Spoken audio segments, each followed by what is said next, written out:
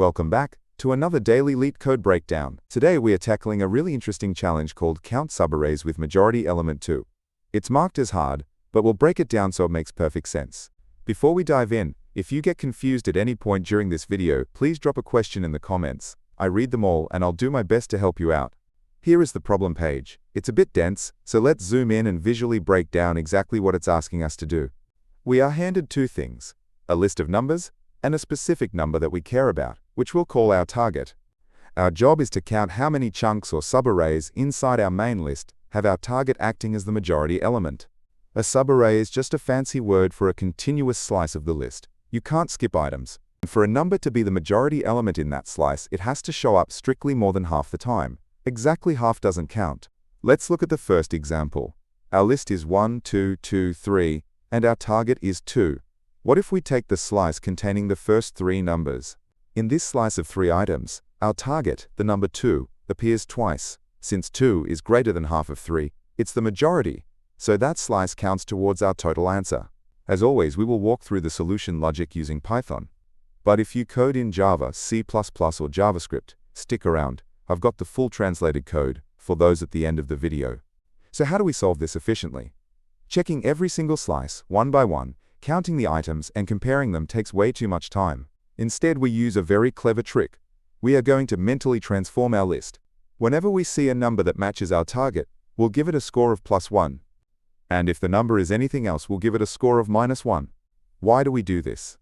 Because now, if you add up the scores in any given slice, and that total sum is greater than 0, that instantly means the +1s outnumbered the -1s. So the problem just became finding slices where this transformed sum is strictly greater than 0. To get slice sums quickly, we use prefix sums. This just means keeping a running total as we go through the list. The beauty of a running total is that the sum of any slice is just our current running total minus whatever the total was right before the slice started. For a slice to be valid, its sum must be positive. This means our current running total minus the past total must be greater than 0. Or simply put, our current total must be strictly greater than that past total.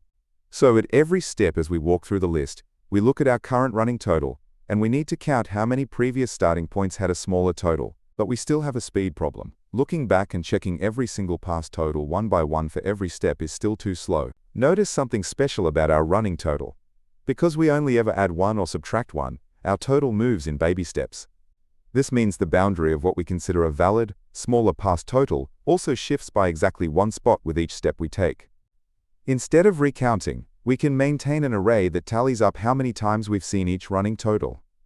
And we keep a variable, let's call it presum, that holds our current count of valid past starting points. When we hit our target, our running total goes up. This means our range of valid, smaller past totals expands by 1. So we just add the newly valid counts to our running presum. When we hit a different number, our running total drops. Our range of valid past totals shrinks by 1. So we subtract the counts that are no longer valid from our running presum. Here is the full Python code implementing this idea. Let's break it down into tiny pieces so you can really see how it ticks. First, we get the length of our list. Then we make an array to store the counts of the running totals we've seen. But wait, our running total can be negative. Arrays can't have negative indexes. To fix this, we make our counting array twice as big, and we shift our center point up by n. So a true running total of 0 is stored at index n. We start our current total, called CNT, at n, and record that we've seen a total of 0 exactly once. Now we loop through the numbers. If the current number matches our target, our total goes up. We add the occurrences of our previous total to our presum because they are now strictly smaller. We increase our running total by 1 and record that we've seen this new total. If it's not the target, our total goes down. We drop our running total by 1. We subtract the occurrences of our new, lower total from presum because they are no longer strictly smaller, and again we record that we've seen this total. Finally, for every step, we add whatever our current presum is to our final answer, because that represents all the valid slices that end at this exact spot. You might wonder about edge cases, like, what if the list has only one item? Our logic handles a list of length 1 perfectly. The running total shifts immediately, and we either count that one item as a valid slice, or we don't, based entirely on whether it matches the target. Because we only loop through the list exactly one time, the time complexity is big O of n. And since we store a counting array of size 2 times n, The space complexity is also big O of n. Super efficient. Here are the key takeaways. We learned how to transform a list with +1s and -1s to easily spot majorities. We used prefix sums to avoid recalculating slices. And we used an incredibly clever sliding variable to avoid nesting loops, keeping our code fast. As promised, here are the solutions in other languages. If you want to run this yourself without typing it all out, you can copy the exact code from my website, leetcodeunlocked.com. Link is down below. Here is the Java version.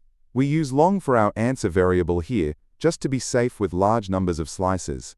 And here is the C++ implementation, also using long for the totals. Finally, here is how you would write it in JavaScript. You might have noticed I've changed the format of the videos a bit to make the visuals faster and easier to follow. Please let me know in the comments if you like this new style, or if you have any feedback. Also, if you had any questions about the code, now is a great time to ask. Just a quick reminder about the channel, you can probably tell this is narrated by AI. I built this system to generate instant, clear explanations the moment a daily problem drops to help myself learn. I share them here ad-free to help you study too. If you found this helpful and want to support the channel, you can buy me a boba at the link on screen. Please like, subscribe, and turn on notifications so you can finish your daily problems early. Keep coding, and I'll catch you in the next one.